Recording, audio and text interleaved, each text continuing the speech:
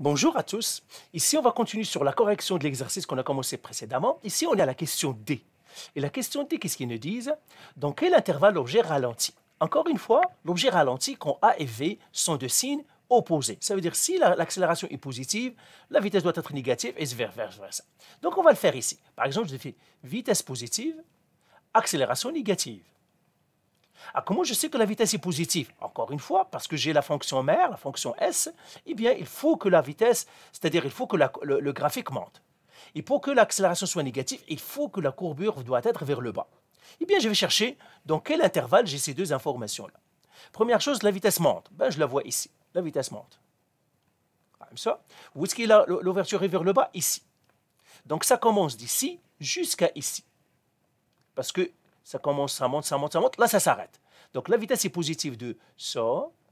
Donc, à peu près, donc, je mettrai de 1. Tout simplement, j'arrondis. Jusqu'à lui. Lui, à peu près 2. Union. Où est-ce que j'ai encore la concavité vers le bas? J'ai une concavité vers le bas ici. Et ça doit monter. Donc, elle monte ici. Donc, ça va être ici de 6,5. Parce que pour que la vitesse soit positive, il faut que le graphique de S, de déplacement, doit monter. Donc de 6,5 jusqu'à 9. Alors, où est-ce que j'ai encore une concavité vers le bas? J'ai une concavité vers le bas ici, mais là, ça descend. Mais moi, je cherche que ça monte. Ça veut dire que le graphique doit être positif. Donc, c'est tout ça que j'ai ici.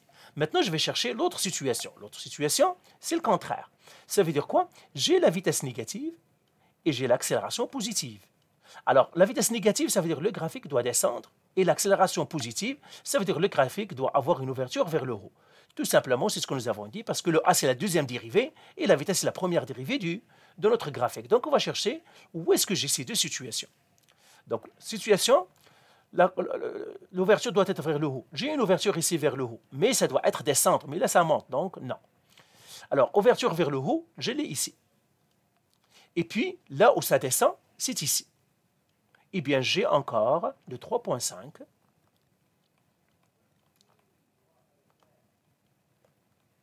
jusqu'à 5. Union. Où est-ce que j'ai encore l'ouverture vers le haut? Donc, ça, c'est une ouverture vers le bas, ça ne m'intéresse pas. L'ouverture vers le haut, elle est là. Et ça doit descendre. Ben voilà, elle descend ici. Donc, je serai du point d'inflexion ici, 12,5, jusqu'à 13,5. Et bien voilà où l'accélération ralentit, c'est-à-dire où l'objet ralentit. Donc je vais ici ralentir.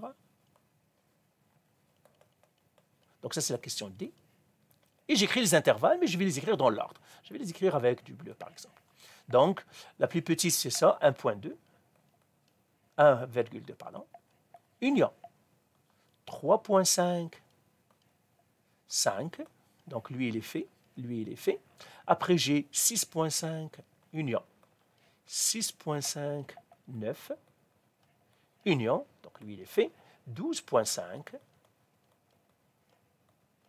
13,5. Donc voilà pour cet exercice. Allez, bye.